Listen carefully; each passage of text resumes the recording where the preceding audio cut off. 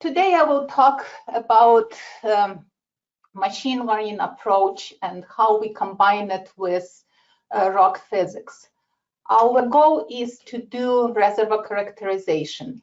So there are various methods that are out there, the methods that estimate properties of the reservoir.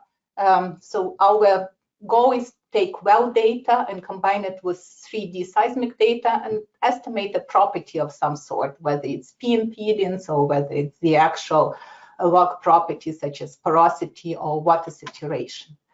The various approaches that exist are, of course, seismic inversion, and there are data science-based methods such as neural networks.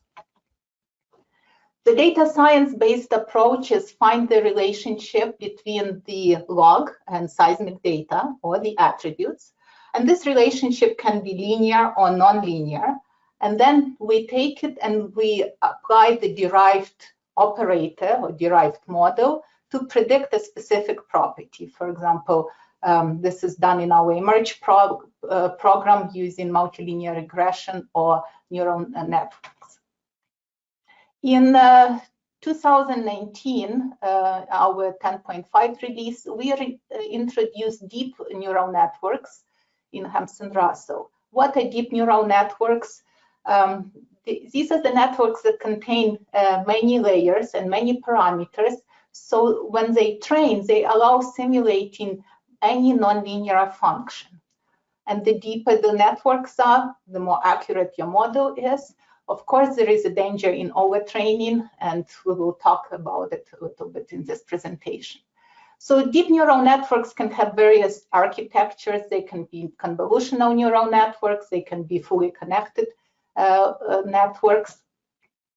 And the idea is that we are taking various attributes, derive the weights iteratively, and then we predict a certain property, one or many property as a result. So the challenge with these deep neural networks is that they require a lot of data. We need to calculate the reliable operator, deep neural network operator in the presence of noise. That's why we need to sample all the expected geology in our training data set. So we propose a solution to train the deep neural network using synthetic data, using pseudo wells that we generate based on statistics and rock physics relationships. We do AVL modeling, and then we take this synthetic data set, synthetic catalog, as was referred in Karpatne method in 2017. So we take this synthetic data set of pseudo wells and pseudo synthetics and train on synthetic data set in deep neural network. So the key step here is that we are using theory, rock physics, to generate the data, and we create various geological situations based on the original well control and based on the statistics derived from these wells. So let's look at the workflows that we go through. Of course, we start with petrophysics. This is the key step. So petrophysical analysis. Then we go to calibration of rock physics models to petrophysical parameters, so we can link them with elastic properties, as you know. And then this key step is the statistics and simulations. So in HampsonRussell, we will be releasing a new product called WellGen. It will be a part of our GeoSoftware release, GeoSoftware 11 release that's coming out. And this product allows to do the statistical analysis based on rock physics models that you define. It does lithofacious identification, calibrates the data, derives the statistics, and then we generate various wells with these simulations. Then we take the wells, do synthetic modeling, and the last step is to take this large synthetic database of many wells, and can be 500 wells, can be 2,000 wells, and takes them to neural networks. So with respect to the software, petrophysics is done in our PowerLog program, rock physics is in RockSI. Then WellGen takes the rock physics models and does statistical analysis and simulations. Then AVO, synthetic modeling, and then Emerge does neural networks. So the key programs are linked all together through this workflow.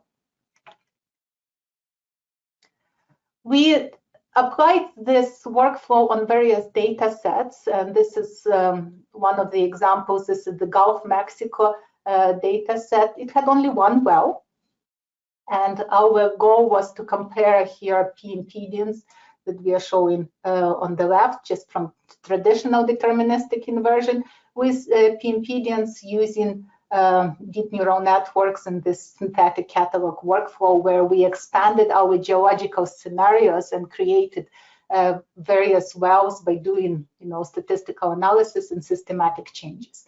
And in the next few steps, I will actually explain step by step how we do the statistical analysis in WellGen. Another study that we applied this method on is the North Sea example. This is the same example as Brian just showed in his presentation. So the reservoir here is in remobilized injectites. So the stratigraphy is complicated because they're cross-cutting these injectites are cross-cutting these steep angles. So they're typically very difficult to image, but they make excellent pay zones with good porosity and low permeability. In the study we used only 4 wells. Other wells are available in the area as well. We are planning to expand to use more wells and see how they contribute to the results. And 1 well was used as a blind well for validation. We compared our results to traditional methods, to deterministic inversion, to deep neural networks that we published just without any pseudo wells, and then to this new method where we generated 500 pseudo wells. So the methodology, a little bit on the method itself, how we start. First, we start with the petrophysical analysis, which is required to do the computation of logs that I needed, such as declay, porosity, water saturation. So, and then these logs are used as an input to the rock physics model. After the petrophysical analysis, we take the estimated properties from the petrophysicist and we use them as an input to RPMs. So here we use the extension of Dworkin and Nur method, and the extension is done by doing the inversion for matrix stiffness index, and there we can model different types of cementations as a soft sand or a stiff sands by fitting this MSI parameter. So this is the work that was done by Fabian Aller from CGG in 2019. So the workflow is quite general. It doesn't have to be this specific rock physics model. It can be adapted to use any rock physics models that you derive in RockSI. So after you are done parameterizing the rock physics model, you have to fit it to the actual logs to make sure the velocity matches. And this is done here really well. The estimated properties, so measured logs are shown in blue. In orange, these are the modeled logs. So the differences here are quite small. So we had a really good match of our rock physics model, and that's thanks to this matrix stiffness index inversion. Next is this key step. So WellGen, again, is a new product that's incorporated into the HampsonRussell software suite. The purpose of this product is to generate many pseudo wells based on the original well control. And it goes through several steps. The first step is to do semi-automatic lithofacies classification, then do rock physics model calibration, just as shown here, to match our original well control. Then we derive the layer statistics for every single layer that we identified in our original logs. We define statistics, and we study the variability in the analysis. We are also planning to expand the study to take into account the lateral variability later on.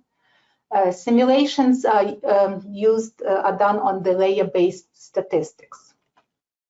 So now I will explain step by step how WellGen works.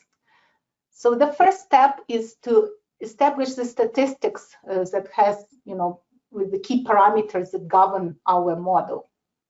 So we break our log into so-called facies intervals that share common statistics, mean, standard deviation. So it's important to understand that this lithofacies methodology is just a preparatory step, and it differs slightly from what a geologist would have to do.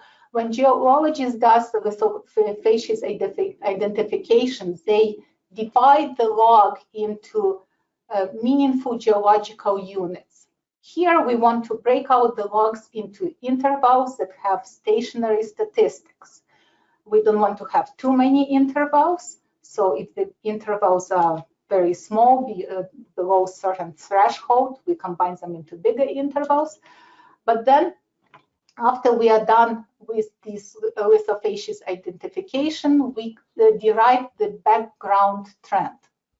The background trend is derived not for the entire log, but for each lithofacies. We study the covariance matrix just to look at the dependencies between our properties and petrophysical parameters, see how they correlate with each other. And we also look at the variogram to look at the vertical variability. So we calculate the exponential variogram in this case, and takes the statistical analysis to log simulations. So this is where we are solving the bias of our study towards the rock physics model, because the typical questions that I will get, like, isn't your training model will be biased to the rock physics of the initial data? Of course, it depends on the original rock physics, but here we generate various scenarios, and they are various situations for each layer. We change this, we do slightly systematic changes for each of the facies. So you can change the thickness of the layer, and you can do systematic changes, for example, add porosity trend of 5% and plus and 5% minus of porosity. So you generate various geological scenarios from this original well control. So here's an example of measured logs versus background trends that I derived. I can change the porosity and water saturation with these layers and generate many wells. So the next step shows these elastic log simulations. So we have V-clay porosity, a matrix stiffness index, water saturation that we computed, and we use our rock physics model to compute the elastic parameters for each of the simulations. So we derive many sonic logs, the PBS ratio, density, so you come up with a set of simulated wells.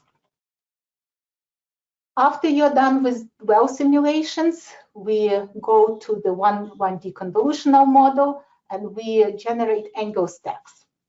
So for each of the wells, we generate these angle gathers, then we stack them with different angles, and we take these synthetic angle stacks as an input to our deep neural network training. So this is this synthetic catalog training. So it's important to understand that our deep neural networks are solely trained on synthetic data set. No real data is used. Of course, at this point, it was used to generate original pseudo-wells. So the input to the deep neural network will be pseudo-wells, synthetic angle stacks. Then you can use also various attributes and apply them to the synthetic angle stack. So this is your standard emerge workflow. You can compute amplitude envelope, do some filtering on the angle stacks. You can also bring in low frequency modeling. It's optional as well.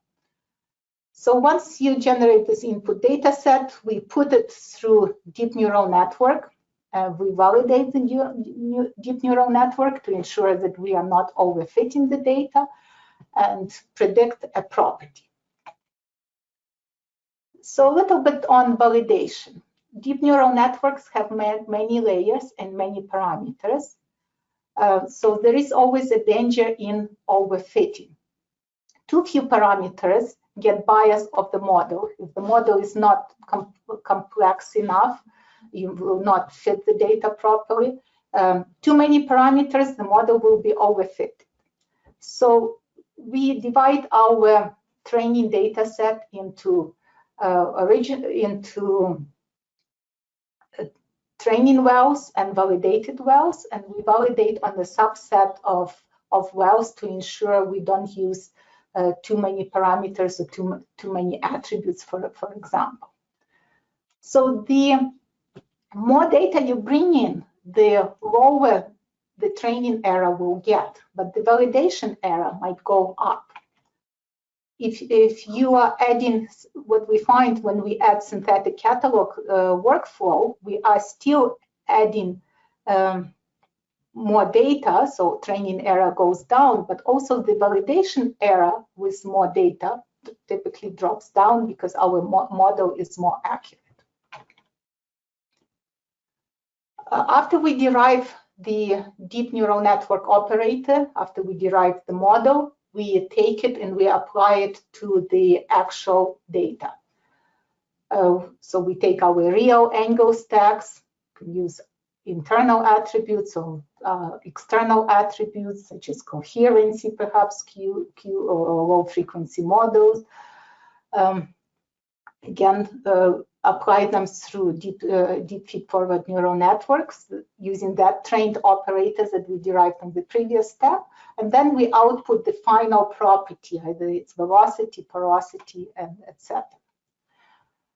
Here's the result that shows the prediction of P impedance on using the deterministic inversion, three-stack inversion on the left, and then impedance predicted using our methodology.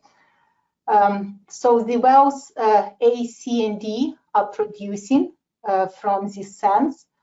What we find is the predictions, judging by the log correlation values, are more accurate in the plot on the right. I think they were around 80%, closer to the actual values. Also, the predictions from deep neural networks have better lateral continuity of this sense. Well, so, and here's another example of the prediction of the porosity for these results. Well, here on the left is a blind well, so we see an excellent fit at the well location. This was the producing well. And here is the prediction of the clay volume results from DFNN as well, so using this methodology. So with this method, we can predict any log property as long as you have those original logs in the initial well. So the benefits of synthetic catalog workflow is that we are expanding our geological scenarios. We are bringing in more variability to our model. So here is a comparison of DFNN that we published about 2 years ago using original 4 wells. And now the improved method even shows better lateral continuity and fit to the data. So in summary, we presented a rock physics-based approach that combines machine learning methodology for the reservoir characterization. It has been successfully applied to multiple data sets, to the Gulf of Mexico example, to the this North Sea example. The advantages of this method that it uses rock physics theory to generate training data to model geological scenarios that are not sampled by the original well control. The operator generalizes better for real data. And this suggests that synthetic data should be used to train deep neural networks for data science projects with limited well control specifically. We can improve reservoir discrimination and have more detail beyond traditional inversion results. We can also use adjacent wells, wells from the adjacent fields that do not directly tie seismic. They can be incorporated into this analysis.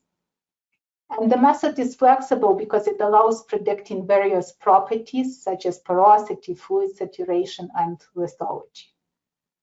With respect to products, this is a workflow that combines a suite of GeoSoftware products: PowerLog, RockSI, WellGen, AVO, and Emerge. I would like to acknowledge my colleagues, of course, the authors of this work, mentioned on the first page: John Downton, Olivia Coley, Dan Hampson, and of course the contributions from Fabian Aller, Ambrose Fon, Brian Russell. We would like to thank ArcaBP for their continuous collaboration on this project and permission to show their data.